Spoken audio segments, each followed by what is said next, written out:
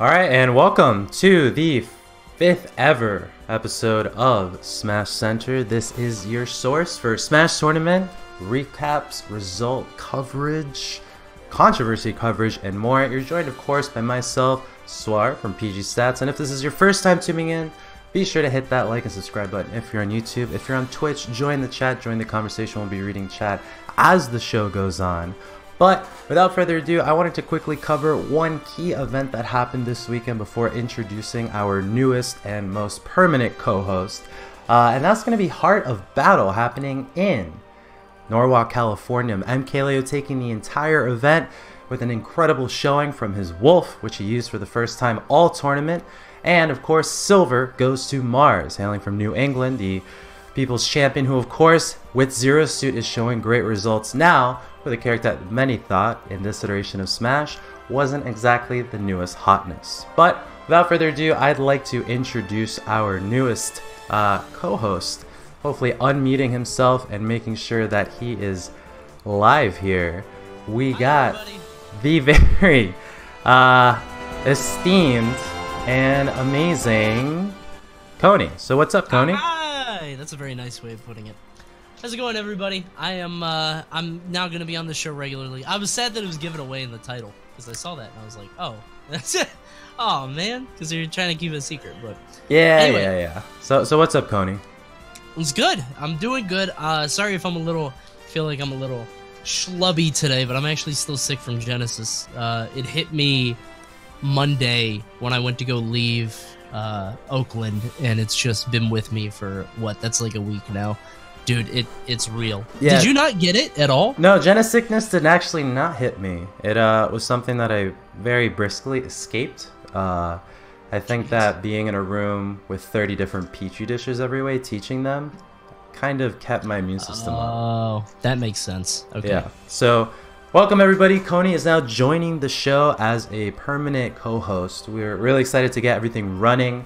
Like I recapped a little bit earlier, we do have that Heart of Battle being the only B-tier event of the weekend. We're going to cover results in the beginning, more so keeping it to the old model of SmashCenter, but we actually got a couple hot topics tonight that I'm sure everybody would like us to get into. Those, of course, being the Invitational that Nintendo just hosted all around the country online.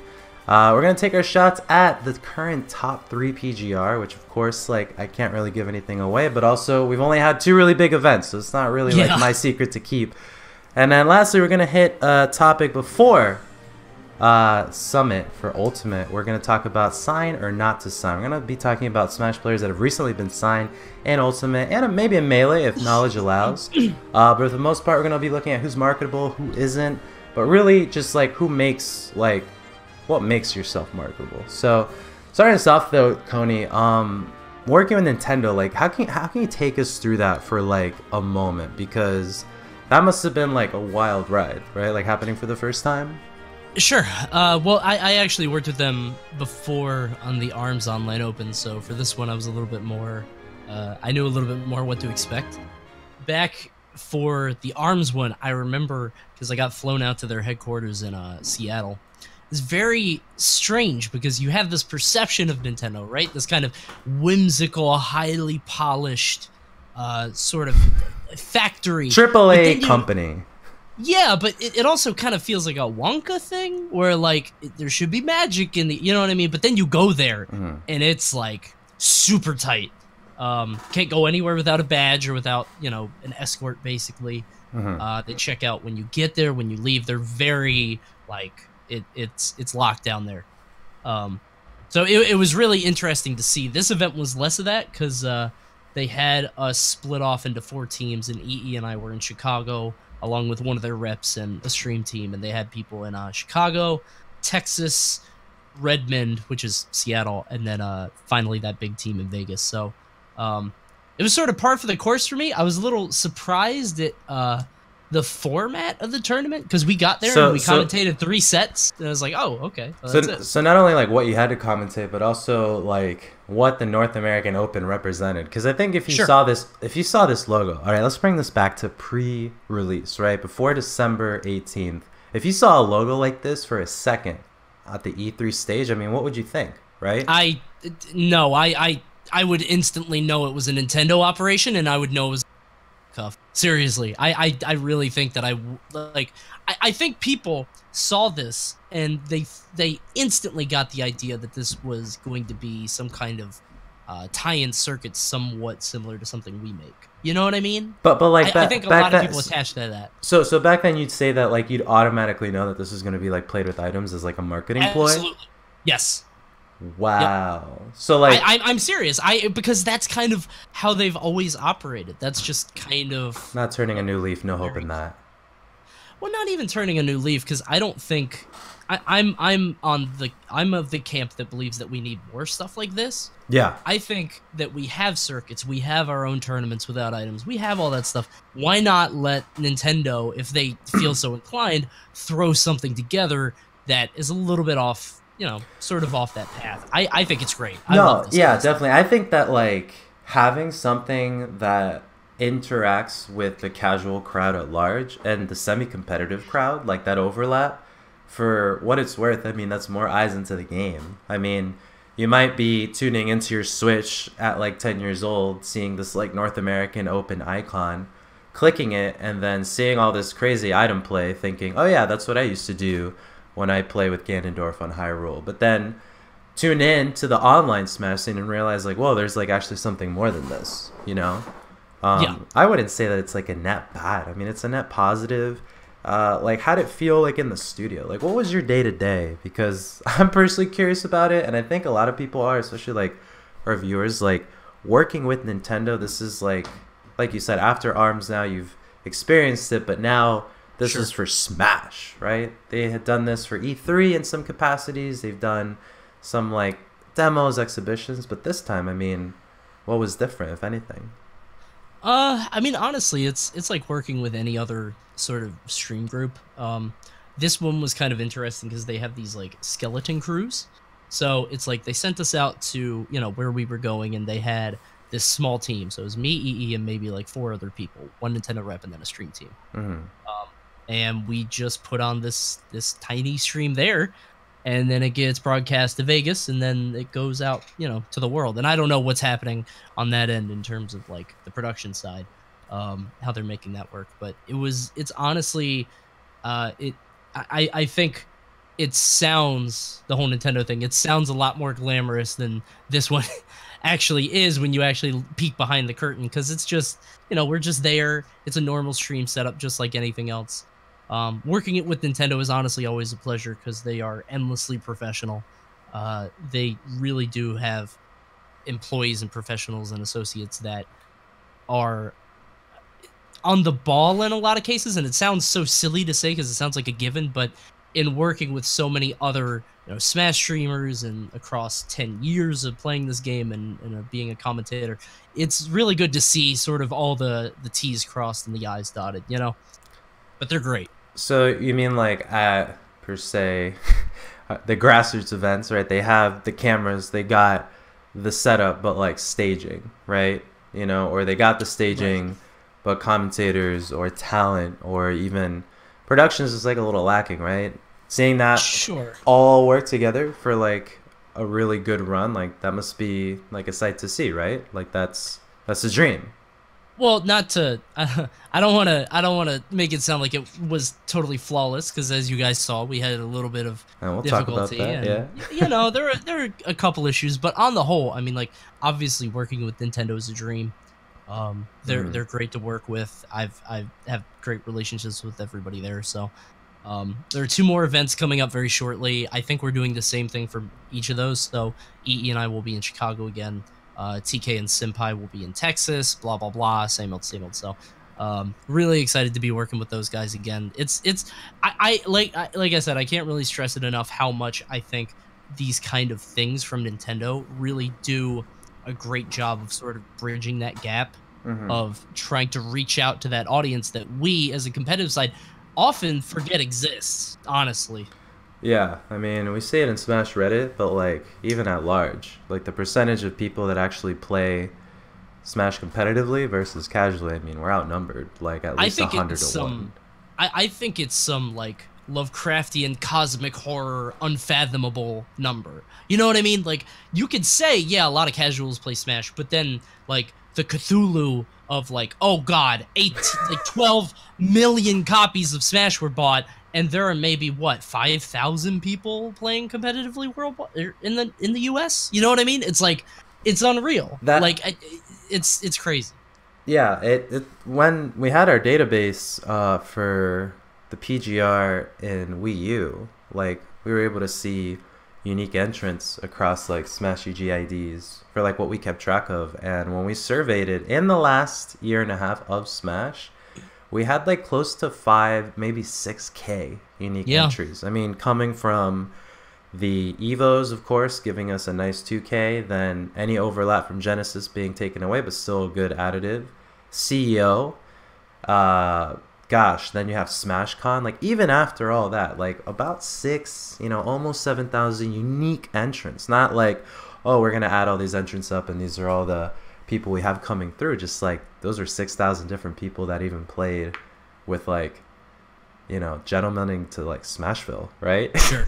So like, that's kind of the insanity. And then you look at like Smash Reddit, which has like 500,000 subscribers. So like, they're the closest thing to 1 million. But even then, so many people like don't look at Reddit or don't even know. So exactly. Yeah. That's insane. I mean, would you say that more people, now that they saw like the product, because I think also some people are kind of like, yeah, the items thing, whatever, you want to gatekeep Smash, go ahead. But now that they saw like, oh, like, we have our people, right? Like, we have our Coneys or TKs or D1s like involved. You think like viewership will kind of gradually improve as like the events like kind of come in? It could be. I'm not sure. I don't know what caused the viewership to be at the level it was at, and I don't pretend to speak for Nintendo in terms of like how happy they were, how unhappy, whatever. Yeah.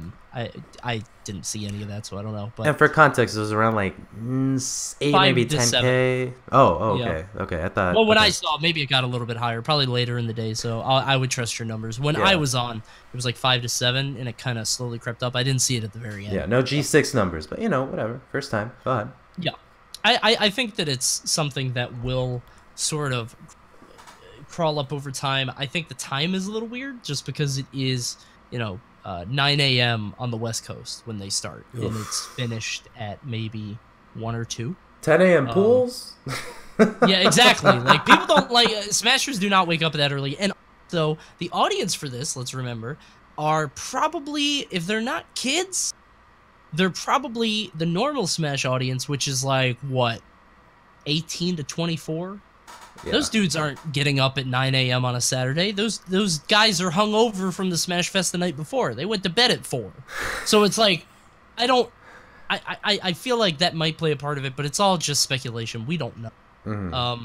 I think that what's more important is having the channel that sort of... Yeah, we're live. Okay, so... Hilariously enough, don't worry, both Coney and suar are not experiencing this lag and it will not affect the VODs. Before we even get into that, ladies and gentlemen, stream it down for a second. OBS did an OBS thing. I'll take responsibility. But speaking about the channel button, seeing Smash Invitational, Smash North American Open, like you were talking a little bit about that. I mean, that inspires hope, right? That inspires like at least like an understanding of like a potential for a competitive landscape if you never knew about it, right? I mean, sure, you're going on about that. Yeah, I think everything, any potential good that we can do with this kind of thing, and good being the sense of a net positive of people getting eyes on the scene, people seeing it, maybe getting interested if that's something they want to do. Because again, we're not trying to force this down anybody's throats, because that's how you get casual elitists, and those are the worst people in the world. Mm-hmm. So I think this is something that is sorely needed. I think we need more of this. I think we need more alpha rads in the world and more people speaking to that casual side and saying, hey, if you're into cake, maybe try pie. Oh, you don't like pie? That's fine, but you might. You know what I mean? It's I don't see why it needs to be one or the other, I guess. Yeah, I definitely, I'd say that when people, like I mentioned earlier, like gatekeep, like, oh, you play with items, or like, right, oh, I'm only hardcore all the time. You're like if at a party, dude. Like you're at a party, right? You're at a party, God, and you set that to 3 stocks 8 minutes. Like, come on. Like, assuming it's not a Smash party, but if you're at a party and like you're like, wait, hold on, we're not playing with Smash Ball. We're not like, and you set it to that, like. That's like taking Foursquare and saying you can't do Johnny Appleseed or Black Magic or any of those like old moves. I mean, like no cherry bombs, right? Like, did you used to play Foursquare? Nope, I have no idea what you're talking about. Oh my gosh. So for anyone that used to play Foursquare, like playground game, right? You got 4 squares, you got a kickball, everyone stands in a square, you're hitting it like one tap. If it bounces twice in your square, you're out.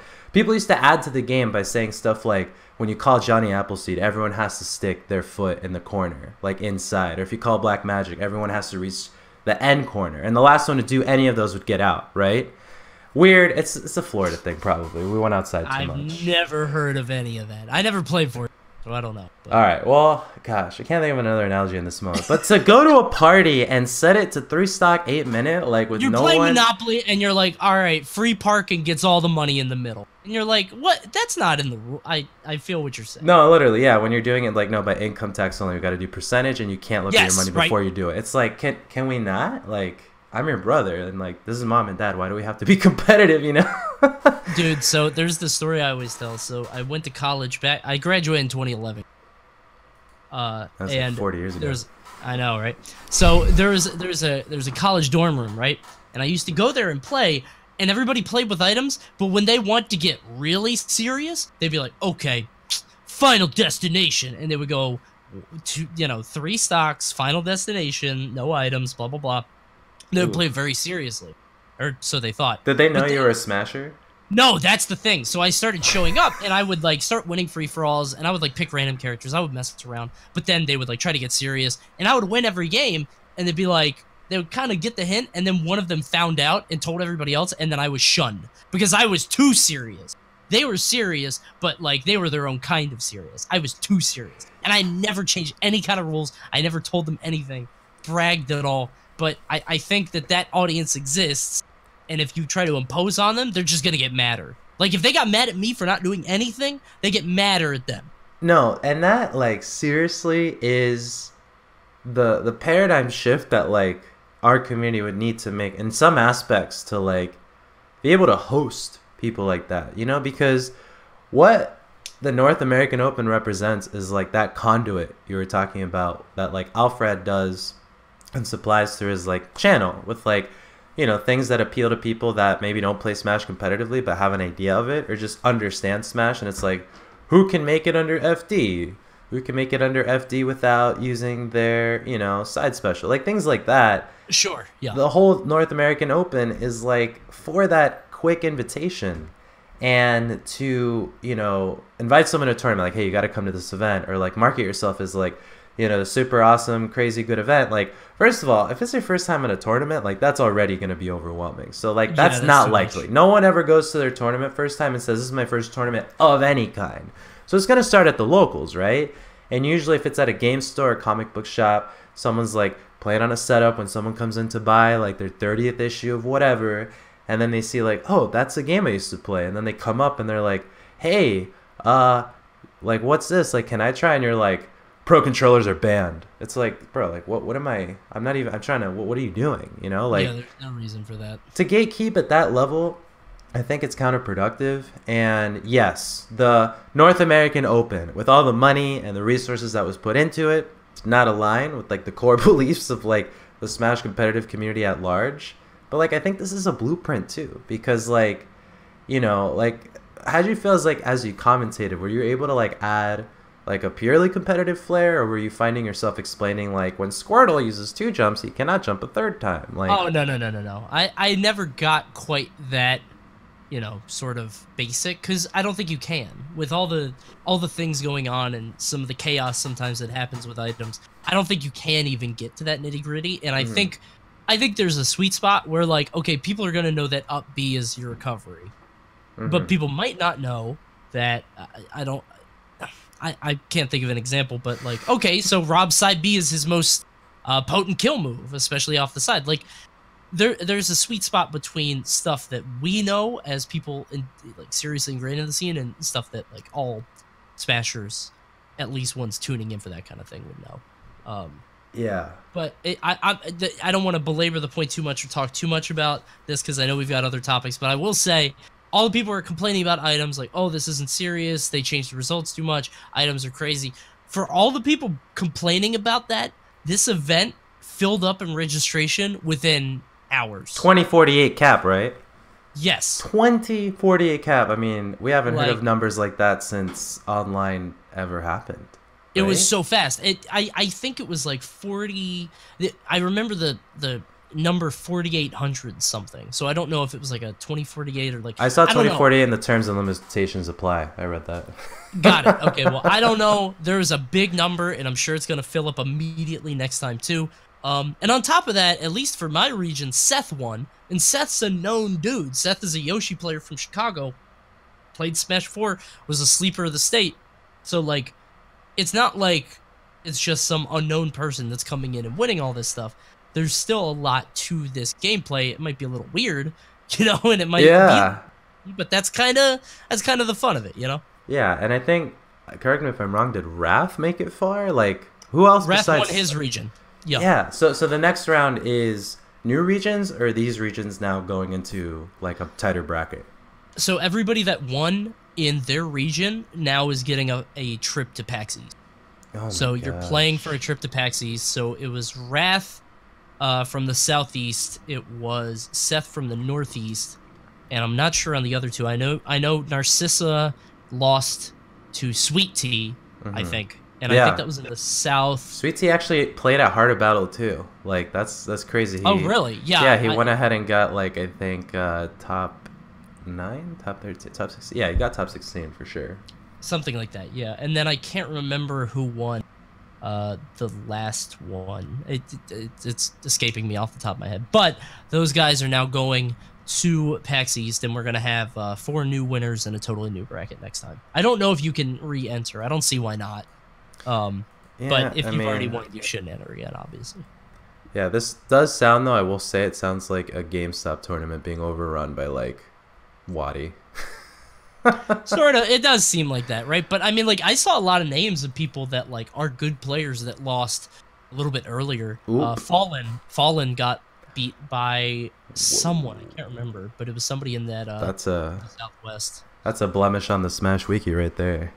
Yeah. This stuff happens, dude. Items are crazy, and also the rule set was a little different because online it was 7-minute time, no stock. So when they played for us and they had 7-minute 3 stock, that's different. They had 7-minute matches. Oh, it's different. Yeah. So it could have been either way. So anyway, I'm super excited for it. I can't wait for the next 2 events. I think it's awesome. And will you be at both? Yep. Perfect. I'll be at all of them. All right. Well, you can catch Coney at those Nintendo qualifier events for Smash Ultimate as they move into the tighter end of the bracket. But continuing on, this is great. This is progress. I want to rack your brain for a bit, talking for a moment, actually about like, the PGR now, because now we kind of got like a little bit of a thing on our hands, right? Like we have the entirety of Genesis happen. We had the entirety of Heart of Battle. Now we're gonna get into Frostbite. So what are your like picks at the current time? Aside from MKLeo, like just focusing on top 3, like second and third, like what would you like, but also what's happening? What would I like is Tweak at second, because I think that on any given day he is that player. I think it's unfortunate we didn't see that at Genesis, but Tweak I think has shown he has the potential to be the best player in the room any given day. Whether or not he does it is sort of up in the air. He hasn't learned to channel that level of consistency yet, but I think Tweak should be number 2. I don't know if that's how it's going to shake out based on results. Number 3 is way harder because you've had people like Nairo show up at events like Glitch and then get 17th or 13th at 17th or 13th or something. He definitely got 17th at he did not make top 8 at Genesis, or sorry, top 16 at Genesis, which I mean for the Nation at large and everybody involved, I mean that's a tough first placing, Yeah, it's rough. A lot of things at work for sure. Character Crisis, etc.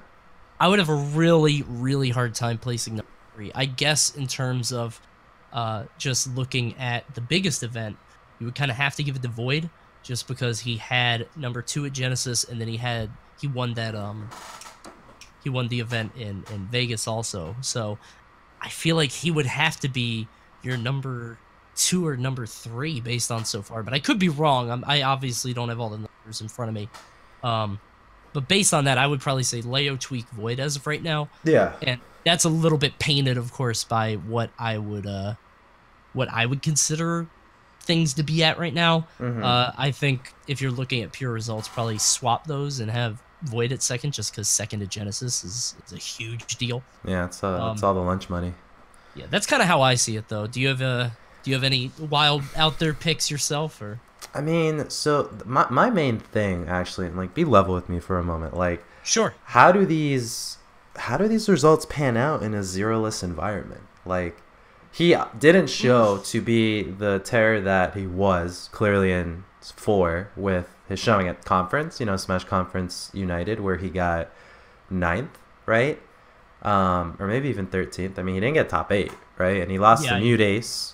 And that was like, whoa, like Mudace wasn't even considered, in the last iteration, like, to be up there. Like, he's definitely right there, but he wasn't like, I mean, he was beating MKLeo at Evo, like, he was causing a ruckus for his region, Florida, but Mudace wasn't Samsora, sure, right?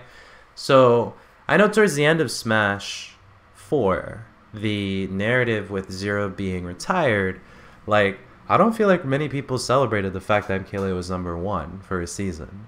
No, and it didn't happen.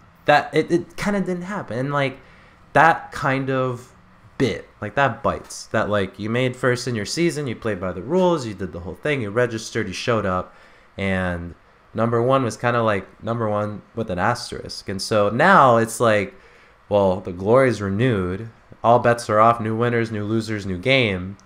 Like, still no Zero. So can the new number 1 be the, like, unequivocal, like, grand champion of the whole world? Like, that's my first question to you, because that's how I base off the rest of my top 3, because it's unlikely, right? It's unlikely that Zero can even break into top 10 at this point. I mean, I'm saying, like, don't even, like, quote me, but, like, having missed Genesis, dude, like, that's the unit 1 test, all right? Like, you missed that, like, you're not, even with all the quizzes, the homeworks, like, he can go to Frostbite.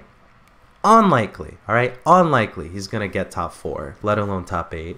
And then I'm basing that just, like, again, on, like, his character variety right now that he's, like, kind of playing with, and, like, how the competition's stacking up. Like, Light, dude. Like, Light is almost indomitable right now. Zachary, Void, like, I don't see Zero penetrating that anytime soon. Like, breaking into that. It's not happening. I think that's the stratosphere. I'm going to be honest. I think that's just another sort of case how it's a different world. I can understand and appreciate that we kind of want to leave the seat warm for Zero, but he's at this impasse where okay, I don't want to make this too much about me and my perspective, but, like, between streaming and having a job and doing all this other stuff, it's really hard to practice and to compete. Hell yeah. When your job is streaming, when you're Zero and you say, okay, I could make, $15,000 a month playing Kingdom Hearts. Not even a joke. Or I could make $3,000 a month playing top players, because people are going to get bored of that. They say they won't, but they will. Yeah. Especially with the audience that he's kind of cultivated. Mm-hmm. He's got to make that choice. And I could be wrong, but I don't see Zero climbing that ladder again anytime soon. Like, I don't see it happening. I don't think he feels like he has anything to prove. He's sort of sated in that regard. And I don't think it's going to happen. Dude. Because I think the numbers are just too vast. Like you said, like, leave Leo alone. Don't even talk about Leo. Are you really going to climb up this ladder and beat Light and Samsora and Void and Zachary? Like, he didn't lose to anybody early on, and now he could lose to, like, 25, 30 people. I think he would make top 50 PGR easily. Don't get me wrong. Oh yeah, like he could do that. I don't think that would be impossible. But he would have to go to stuff, and I don't know if he's gonna do that either. So I don't think it's gonna happen, and I don't think there's any point keeping the seat warm for him. I think that's a different era. I hope he's super happy in what he's doing, but it's not even like keeping that in the back of your mind, like, well, what if Zero was here? That's not even a consideration anymore, in my opinion. Yeah, I think he's super good, but he's not top 5. And that's where it kind of like, all right, like that is true. I mean, he really can't come back in the way that he was dominating Smash 4. And so I think, like, yeah, the number 1, whoever makes it this summer before Evo as branded number 1 will be the king now, you know. Sure. Or queen, you know, dark horse. But I think that is like a really interesting, this will be for a later episode because this is a phenomenon we're even witnessing now, but the top player to streamer true combo that we're starting to see. Yeah. Very much so pioneered by Nairo, which like was insane to think about. He was competing at the octane that he was and is in Smash. But he was really like the streamer at home. Like, if I'm not playing, I'm streaming. If I'm not streaming, like, I'm playing, like at a tournament. And then gradually adopted by the likes of Void, the likes of Zero when he finally retired and he was focusing on streaming. But Zero is the one to like wake up to stream, to go to bed to stream, right? And that brings in serious money. And so we also saw a lot of other top players kind of flirting with the idea.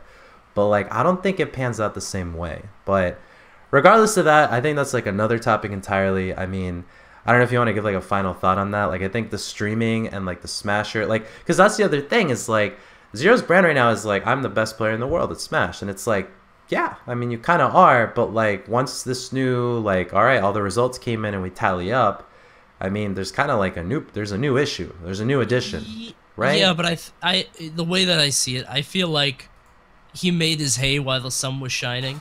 If he had 15K subs and then he drops down to like 3K, like, oh no, I'm only making 9,000 playing video games. Oh man, like, I think he's fine. Okay. That seems to happen across the board where you've got like people are like, oh my god, Ninja fell off so much. I can't believe he only has 15,000 subs, 20,000 subs. Oh really? Oh poor guy. You know, it's like send him an access card. I don't think we should be worrying too much about these guys. I think, like I said, they made their hay. They're fine. They're happy. I don't think that it's not feasible to keep that same level. Well, but the thing is, though, is people who take after that, right? Someone who does not have 15,000 subscribers, or like in Zero's case, like 7, 8, seeing like, oh, I could do this, right? They go the course, right? Like maybe 3, 4, 500 subs, which is like, I mean, you can live with that, right? Saving is a little different. I mean, depending on your expenses, right? No, you can't. I promise you can't live with that. I promise you, that's not. At least not Maryland. Maybe in like Kentucky or like. If your expenses are covered in a way where you're not accountable for your own needs, sure. Which some people have that deal. That's where it comes. And so, like, you're competing, right? And then you stop for the whole streamer thing, and you're playing Kingdom Hearts, you're playing Apex Legends, and then like Zero can afford to drop 3,000. You can't afford to drop 100. And that's where I was sort of getting at, like, where like top players might be flirting with the idea, but like sustainability of that. I mean, regardless, like, I think that we started a new episode entirely with that. But top 3 though, like, coming back to what you were originally saying, I don't mean to interrupt you. That's not gonna happen. I think Zero rode the wave. The new Smash game comes out. If you want to do that, you got to get on with the new game. But right now, that ship has sailed. That was 2 months ago. If you want to become a full-time streamer, you better pick up something else, because you're not going to do it in Smash right now. Oh, yeah. It's like insider trading. If you found out about it like publicly, it's already too late. It's Bitcoin. Yeah, like, it's Bitcoin. Yeah. So my number 1, first and foremost, Leo. I don't know what's going on. Apparently, when he got interviewed in Heart of Battle, he was like, I don't play Cloud in tournament anymore. I don't understand. Like, no one's playing Cloud in tournament anymore. Ralphie from Tri-State isn't. Tweak isn't. Yeah, I mean, he played Wolf all tournament. So Cloud, I want to see top Cloud, and I thought he was gonna pull him out of Genesis as like an SS like J3 sort of thing, but like no. And so we got Ike, and all of a sudden Wolf and Lucina. So I don't know what Leo's doing, but whatever he's doing is working. Void, I think, is a comfortable second pick for the end of the season. I want it to be Tweak, but like Genesis' that start was not what paints second for me. Yeah. And that's where he gets third. So Tweak, I think Genesis lit something for him. I think there was the TSM curse and blessing. Hopefully he takes it to Frostbite, but like my top 3 is like a simple Leo Void Tweak. And in and around there is going to be Samsora, Zachary, no telling, honestly, because like I don't know what his attendance is going to be. I don't know where he's going to pop up. I don't know if we got a Como every month. Like, what's up? You fund us, and like we're here. Apparently, I saw on Frostbite, Como's getting like an emergency reg for like Frostbite, so that's cool. And apparently it's like the only thing he can travel to until the summer. So Como's out of the game. I have not seen Abadango. Like, I have not seen where he's like what he's doing. He hasn't popped off. Yeah, I mean, what I mean by I haven't seen is like I've seen it and I'm not really impressed with what's going on. For a player his caliber, like 4-time top 10 all time, like he's having a tough time breaking in Japan. And I know that he's got. Tell you, I don't mean to cut you off. I'm gonna tell you a secret. Are you ready? Yeah. Inkling's a high tier. He wasted all of his time on a high tier. She was a high tier, bro. Just telling you, Inkling is top 10, but she's like 8 or 9. Abadango's figuring it out now too. Only Cosmos is doing it because he's nice. Whomst is the closest to Inkling in terms of variance when you consider tiers in Smash 4? Like, because Zero Suit is definitely a top tier. Bar none. Rosalina top tier, Sheik top tier, Fox top tier. Diddy was a strange one because people were like, he's broken, but then... Diddy, I mean, like, the Diddy comparison has been made all the time, and that's another good one, but I don't think even Ink been performing to the same level as Diddy, because like at least Diddy had Zenodo legit. That's not even talking about Zero. Zenodo legit, MVD, Dire. Like he had some good rep. Inkling has Dire, Wishes kind of, but like I mean on a super like a national scale. Inkling doesn't really have that, and then Cosmos. I don't want to say Mario because like I feel like that's the most. I think Mario is sort of putting a bad omen in there because everybody knew what happened to Mario and he suffered that the same Ness DDD curse. Whereas like when I say DDD curse, that means Brawl, not Smash 4. He's always bad, but like DDD is good and then he only goes down. Yeah. So it's like I almost want to say Rosalina in that like you've got DeBuzz. And then you've got Fallen, so you've got a top 8er, a top 16er, and then just boom, and then it's just a steep drop. Kirihara as well. Kirihara. I always forget about Japan. Who could be 50th on the PGR one season and then somehow win FPS 2 against everybody, Zero included. No, I see what you mean, and like, yeah, with Abadango, like, I mean. I think if you didn't see a name in top 16 at Genesis, you're not going to see that name. Like, if you didn't make top 16 at Genesis, I don't think the names outside of that are making top 10, period. Yeah. And then you've got some secret stuff, like Zach running a sleeper bracket. People didn't know Zach got 9th. And people are like, wait, what? Because they didn't see any of it. Prodigy? Like, people are running some sleeper brackets not getting on stream at all. Every so I think match. You've got to... Like when you think about the old guard, like Abadango and stuff, you got to remember not only are they not showing up, they're behind people that you don't even know exist. Like you haven't even heard of because I've heard of that. Sort of run. They've cut. Well, you've heard of that. Have you heard of Prodigy? Prodigy, the 13-year-old Mario. No, like on God, I never heard of Prodigy. Me neither. I don't know what that was about. Did he do it with Mario? Yep. Full Mario. As far as I know, all Mario. As far as I know, yeah. Yeah, where does that leave everybody? Like, I don't even know. But yeah, I mean that's true. Like Abadango, I mean I haven't even heard where Kamame is. Like going through like Japanese. Sure. Like I mean, Ally hasn't shown up either, really. Aside from some Midwesters, yeah. I mean, some Midwestern tournaments he was able to take, but like yeah, on the big stage, I mean, we're waiting for that snake, you know. Yep. He got knife at Glitch, I think, which is, good, but like not ally good. Yeah, but you would have told me he got ninth at Glitch like 2 back then. I would be like, that's impossible. Like, You're right. Yeah, exactly. that was like an auto, like if you were even remotely top 10, you were in auto grand finals into Glitch. Like when it first started, which by the way, congrats on that success. I mean, you peaked at what, 600 people? Like, yep. Jeez. All right. Well, huge. That I think covers it. I think that when we're looking at the top 3, even just narrowing it down to that, like even narrowing it down to just 3 people, like I think the PGR season when it ends is gonna be so much fun. And by so much fun, I mean like my DM's on fire. But enough about that. That's your problem. Yeah. Everybody else is gonna have a good time. Yeah, it'll throw the party. You can't have fun at it. So, last topic to sort of look at here is to sign or not to sign.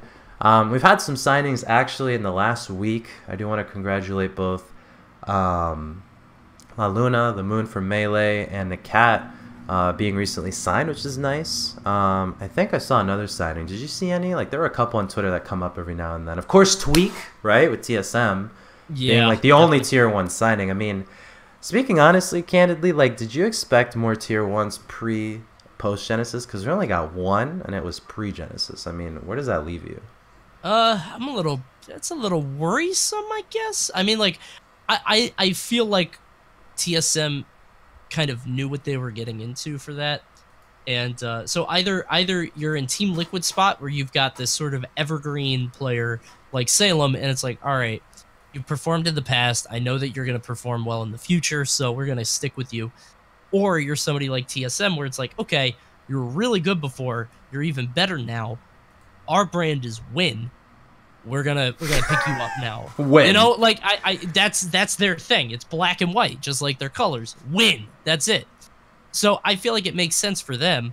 But if you're somebody like 100 Thieves that doesn't have a pert and never had a Smash guy, and I think that you're looking at Smash Ultimate sort of with your eyes cast down, just sort of, is this a flash in the pan?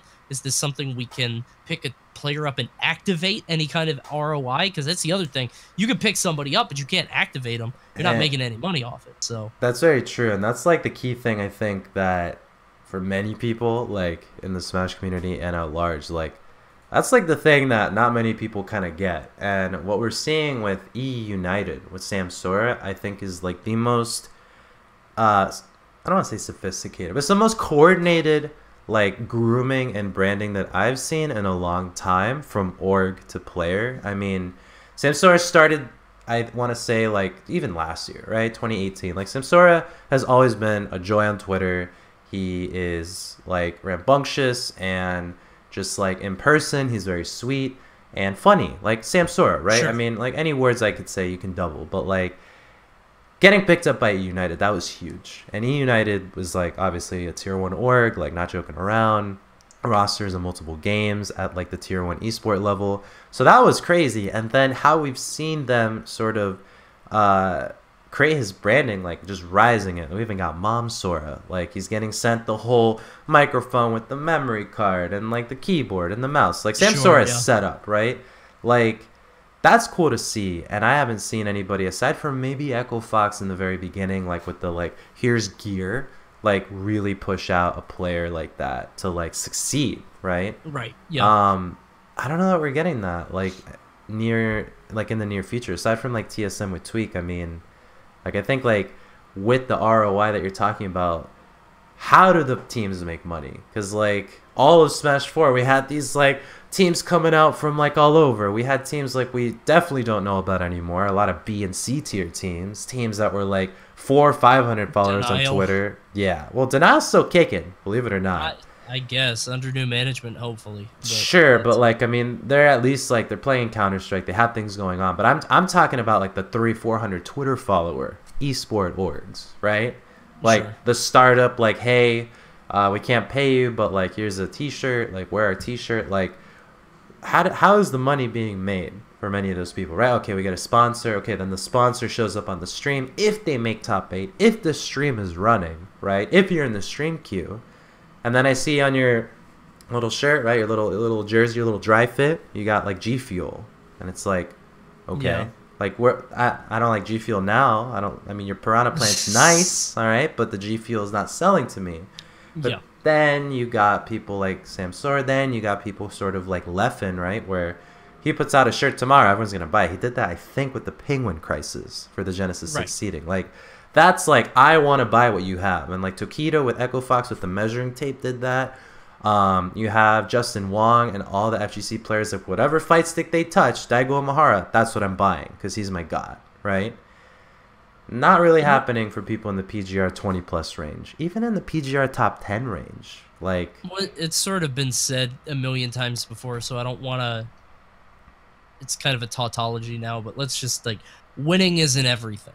If you just win, like Light just wins, but his Twitter isn't really amazing, and he doesn't do anything.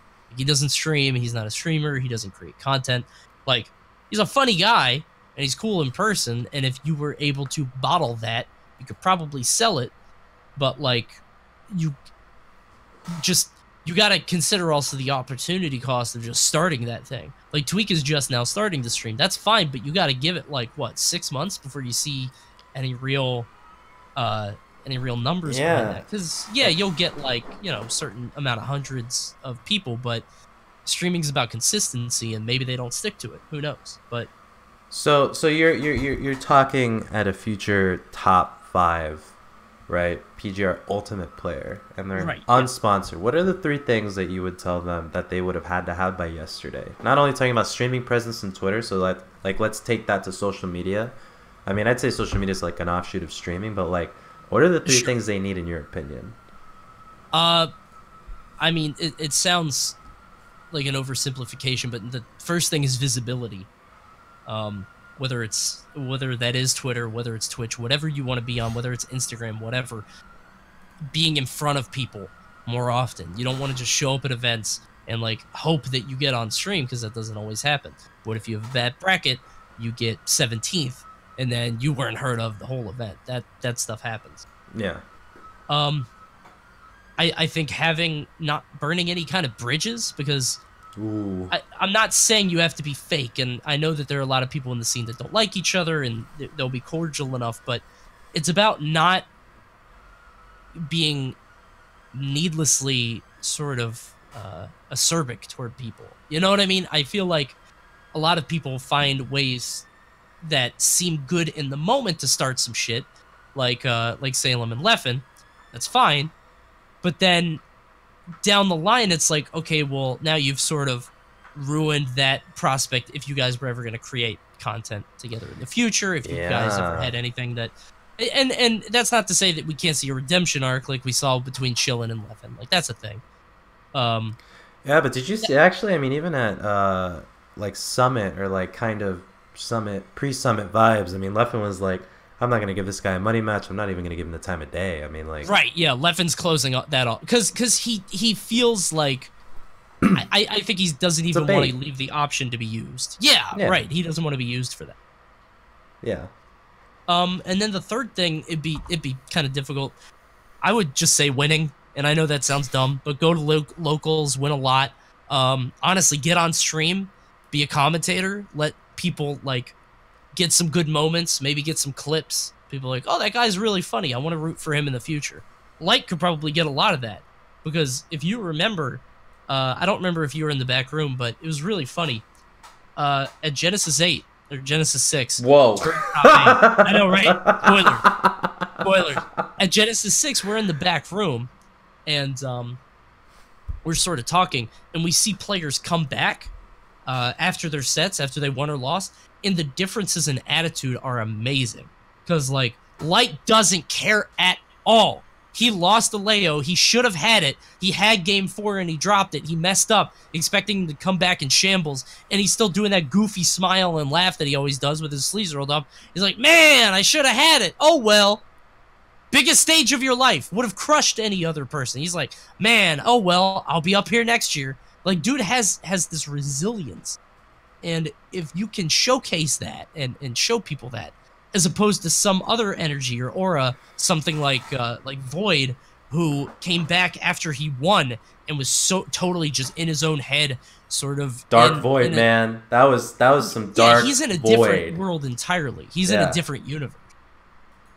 So I think it's really fascinating to see that, and if they can find a way to display that, that's another thing. So case study, because I think those three are valuable, like individually, collectively. There? Yeah, can you hear me? Yeah. So. Oh God, my headset messed up again. Okay, you're back. So I was always here, babe. So. Yeah. Case study, all right? Case study, because everything you just named was very important, like I said, individually and collectively, but DeBuzz, okay? Like DeBuzz, immediately, like word association, DeBuzz, with his prowess, dude. Like this man, like just walling people out, again, cerebral, big brain, everything, right? Smash 4, currently even, he just top 8'd, which is incredible. We're very happy for him. He noted the issues he had even with an org like Renegades. All right, Renegades, not exactly your like mom and pop. And he noted like, yeah, like when it comes to the whole being on a team and stuff, like, I don't know, these expectations, all of a sudden, like, they want me to stream or they don't want me to stream or they want me to stream this way and wear this t-shirt and then all this other stuff. I mean, do you think that the team wasn't ready for DeBuzz to like groom him in the way that E United has Sam Sora? Because it seems like they've gone out of their way. And if you saw, I mean, I'm sure you did at Genesis. Did you see Sam Sora and who he was walking around with at Genesis? Oh yeah. He had two-person crew. Yeah, an ensemble at all times. Yeah, two-person crew with DSLR. I mean, they had like gear, they had lighting, they had mics. Like, I don't know that they did interviews. I know that some content creators are obviously there kicking in interviews, but like, he was outfitted, like he had a posse. Yes. And to catch him playing in pools, or to catch him talking to fans, to see him on stage, like he had a crew. And so, you think for like DeBuzz, like the team wasn't ready for him, or he wasn't ready for the team? Because like he had that moment, and of course, like, you know, the whole I didn't choose to sign, I didn't get re-signed, that whole thing happened, and it's all in the past now. But like, I think there's something to learn from that too, because like it was great for the first time DeBuzz was really on this team, not like the dream team, you know, garbage or whatever, but like a team. Like, how could that team have worked out for him, you think? Like, do you think it was on his side or the team's side? I mean, it's all speculation. I'm sure it's...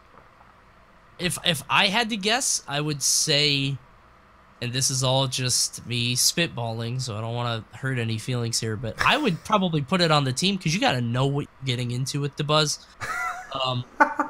That's not even a shot. Like, you know that you're not getting a super cool, suave, sales guy that can throw on a t-shirt. You're getting somebody that speaks to a different kind of player, and he does speak to a player. I think DeBuzz is marketable. It's just not like, that's not a student project. You can't just give that to somebody like an intern and be like, hey, give this guy some socials. You got to know what you're doing. And it's a fan base for sure, you know, and how to activate that fan base really comes into like knowing your player, right? Yeah, and that's not DeBuzz's fault, like, because he's gonna be how he is and who he, and it's worked for him thus far. And if an org can't really work with that, then they shouldn't pick him up, and they should really kind of understand that as they get into it. Yeah. I just like C9's whole thing is that they pick the fan favorites with an emphasis for talent over hard work. They want the cool guy that doesn't even play the game. That's their thing. So they know that when they pick it up, because that's the person that they're going to. Yeah. I think DeBuzz is sort of an offshoot more of the, if we're talking on some Hogwarts stuff, DeBuzz is the House of Armada. Like, that's a different... Oh, okay. That's a different thing entirely. You know what I mean? Like, if Mango is Gryffindor, Armada is Ravenclaw, and DeBuzz is definitely a Ravenclaw. So, I think you got to know what you're doing. That's all. Man, you're kind of not allowed to tell people not to talk about anime and then talk about Harry Potter so casually. I've never read it. I don't know I've never watched a movie. I don't even like it. Okay. I swear. I don't care. And you just pulled out all the archetypes of the houses. All right. Look, my wife loves it, so I have to know some of it. All right. Tangentially, I get exposure. Well, I think you're right. I mean, I think the House of Armada, like, dude, I met the guy at Genesis, I think a third time, and like, yeah, he has that same aura. Like, you talk to him, he is like glued into what you're saying, not who you are, but like what you're saying. And he was like, what do you think of Inkling? What do you think of this? And he's just like in another realm entirely. So Yes. I'd agree. But yeah, the biggest thing, ROI, and how are you going to work for the team? How can the team work for you? I think in this new age of Ultimate, this new age of social media, I mean, now people are multi-game streamers. Like, of course, Apex Legends is the newest hype. Probably a year from today, a new thing is going to be the new hype, just like Fortnite was, just like League was, just like, again, it continues. Maybe you play those games too, and that adds to your branding, your ability. I mean, we'll see. But do you have any sort of gut feeling of the next person, before we move on to the last topic, of the next person that's going to be signed by a Tier 1 org, and who would that Tier 1 org be? Because me personally, I can start us off. I think... I mean, I know Light's been contacted by a bunch of people, so I think that's just a matter of waiting for it to happen. You think with Light, the Tier 1 org? Now? I don't know about a Tier 1. I'm saying Tier 1. Optic, a Thieves, like, you know, like sort of something like that. I mean, I could see Larry for consistency, but Larry's, again, one of those, like, he's a silent killer. Like, sure. You know, he's always been sponsored, from Elevated to... all the red teams. I remember using his logos for... Yeah, No, he wasn't Renegade. Misfits. All the red teams. But it's like Larry. It's like this Larry. You know, Larry's Larry. But yeah, like a Void-esque tier and a Void-esque player. I don't know. Like, me and Zachary would be insane to see him picked up. But also, he's young, and I don't even know what he sounds like. Right? Well, Zachary is picked up by a huge Japanese team, apparently. Game with, yeah, they're a big YouTube channel, according to Vaseth. I was talking with him about it, so. Yeah, it's not your average game store. It's actually not a game store, but like, yeah, it's a big deal. I'd pin it on Light safely too. I mean, it would be hype to see 100 Thieves sponsor Light, but like, what would that look like also, aside from the initial tweet, right? All right. It's got to work for both. Yeah. Yeah. All right. Well, that'll wrap it up for sign or not to sign. The last final thing, and I really want to hear your thoughts on this because it's been something that I think is going to tear a lot of people apart without them even knowing it yet. But like, Summit's here. Oh God, yeah. Do you have any experiences with Summit? And first of all, are you going? Zero experiences. Okay. Zero experiences. No, I'm not going. I just wasn't contacted. A lot of people, I just never got the call. A lot of people were asking me, and I never got the call. I would have got, and people were like, "Did you not go because of work or whatever?" And they didn't hit me up. And I totally, it makes sense. It's fine. I don't want people to think that, like, you know, I'm hurt by it or anything. But no, I was not contacted.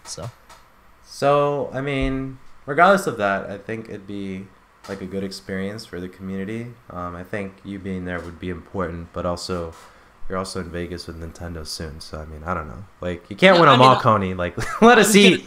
I'm fine, dude. Don't worry. And on top of that, like, I can kind of understand. So you need some Melee people because they want to bridge that gap. They want to sort of activate a lot of that Melee fan base that they've already got. So what do? You bring in Chillin, Vish, who already has worked for Nintendo. Get those guys on. You probably don't want me, Coney, or me, TK, and EE to sort of dominate the couch either, because like we all know each other super well. We can work with other people, but I think if you have us three and then Chillin, like it might be a little lopsided. That's all.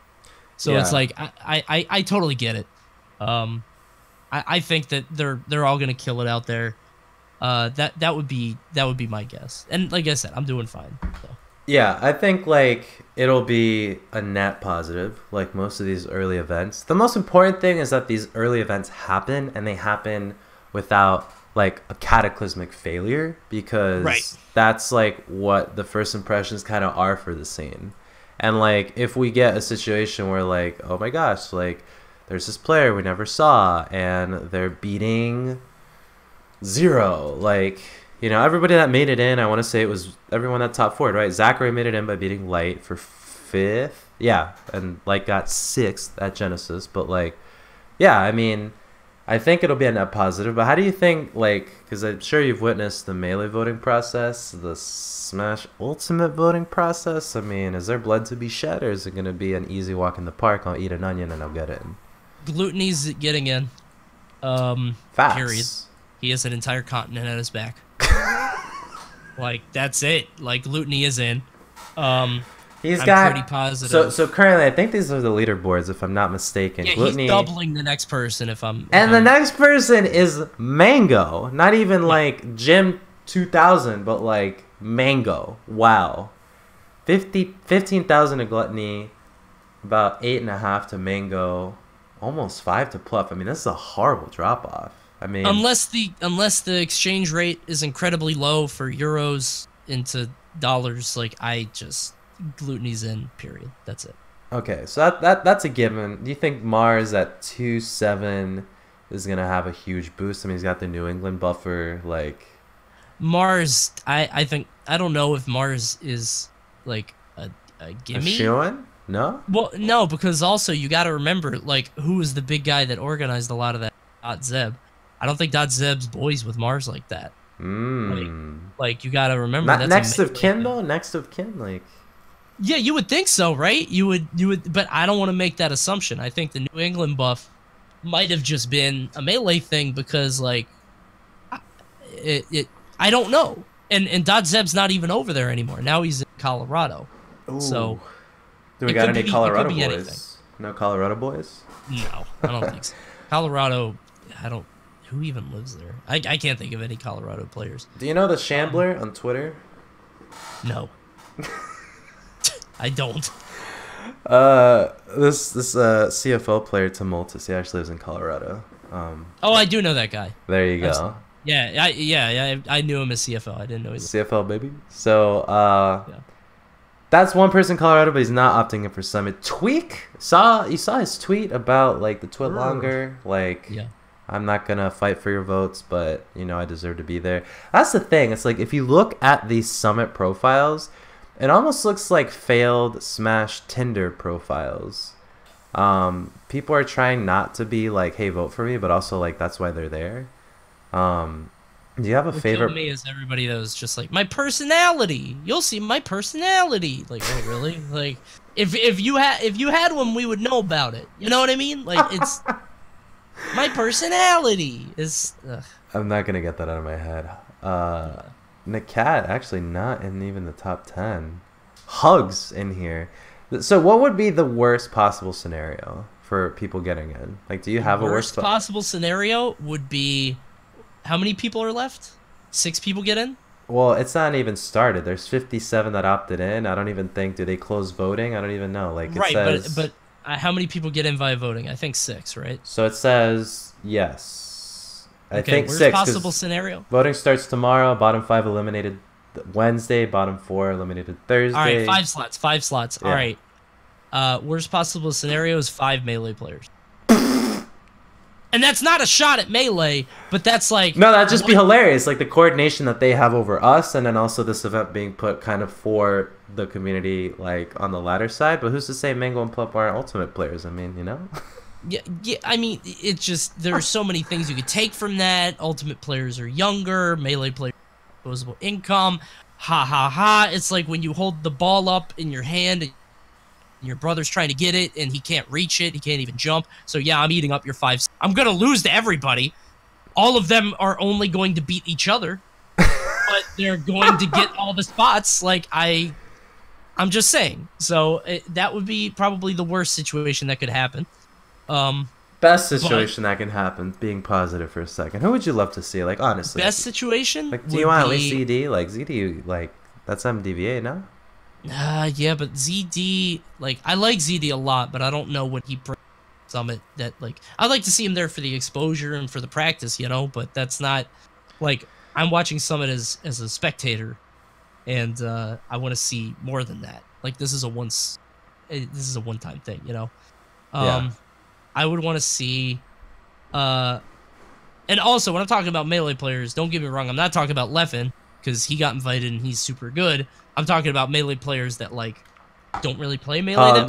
But then again, like, Plup has been doing a lot with Ultimate, so I could be wrong. I don't know. He had a pretty good run. But you mean, like, Hugs and beyond. Hugs, awesome dude, Hugs, chill guy. Even Mango, like, Mango got, like, what? He didn't do well. Wizrope would be hype, actually. I guess. Man, he was good in 4. He was really good in 4. He's a good player, but like hype in terms of gameplay. Like I don't know about like Chudat making it. Chudat cannot make it. That would vote me into Smash Ultimate Summit, boys, because I'm Chudat and I'm Chew good. You use 140 characters. If Chew makes it into Summit, we should restart humanity. Just find the restart button. Our most gifted crawl into a bunker and restart.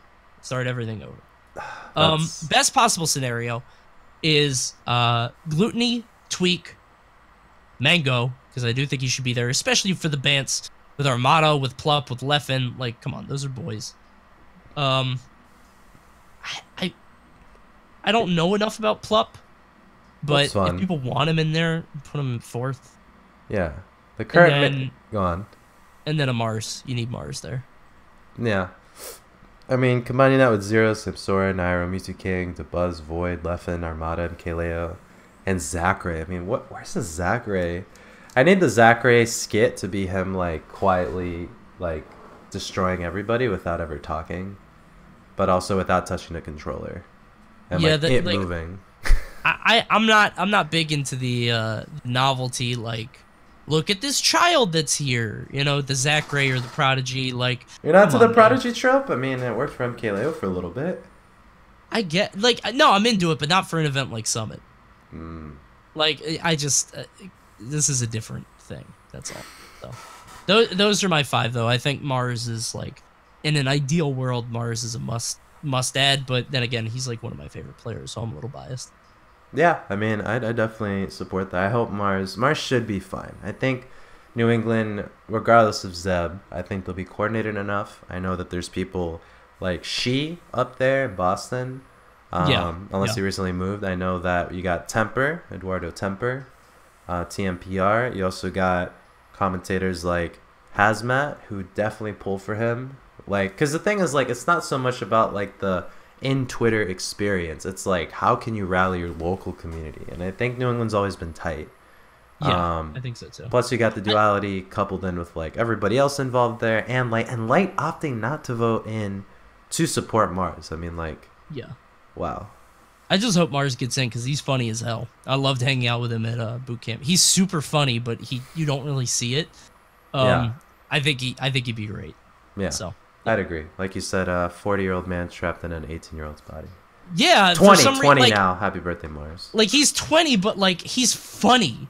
Like, and he's like old dude funny. I don't know how to describe it. Like, he gets stuff. I don't know. He's super cool. I like that guy. Yeah. All right, well, I think that'll wrap it up. The best case and worst case scenario for Summit. I think it's gonna rock the entire Twitter sphere. I expect many tears for sure. When I didn't get in, oh no, read more. Good sweat longer is everything. I don't know, like, I think every Summit has always had everybody taken for granted. The Dragon Ball Summit was fun. It's funny to see because the Summit of Power was like, how do I get in? And then people were like, it's not about like who's the best or who's the most well liked. It's like who can get the votes. Literally, who can get the votes. Yeah. But yeah, that'll tie it up. I think, Coney, unless you have any final words, we can sign off. We can sign off the 5th episode of SmashCenter. As the first time permanent co-host, how's it feel? Any final words? Nothing else. Thank you guys for watching. Thanks for having me. Excited to do another yet another show. This is my 3rd Smash show now. Jesus. What too many of these things. Blast Zone and high percent? Well, I had high percent. Okay, well. Anyways, all as well as that ends well. It's been the 5th episode of SmashCenter. Coney, go ahead and give your sign-offs, and then I'll tie us up. Everybody, thanks for tuning in. If you want to watch my stuff, twitch.tv/Coney. Blah, blah, blah. I play video games like Gangsta Sniper and I don't know. I play a lot of Steam garbage and sometimes Smash. Usually not Smash. Got it. So we can find you at twitch.tv/Coney. No ZZ, right? No ZZ, just Coney. Yep. Perfect. All right. Well, thanks, Coney. That'll be the end of our 5th episode of SmashCenter. It's been a pleasure. It's been suar. It's been PGstats, the whole gambit.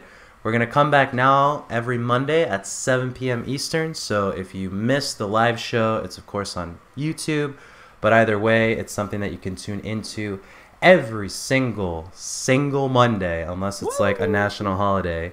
If you got any topics you want us to try, we can go ahead and check those out as we, again, make the docket. It's not limited to anything in specific, but again, recap, results, controversy, all that. It's been a pleasure, everybody. Once more, it's been suar and myself, Coney. We'll see you next Monday, same time, same place. Tell your friends, tell your mom, tell your dad, and we'll see you then. So have a good night and enjoy.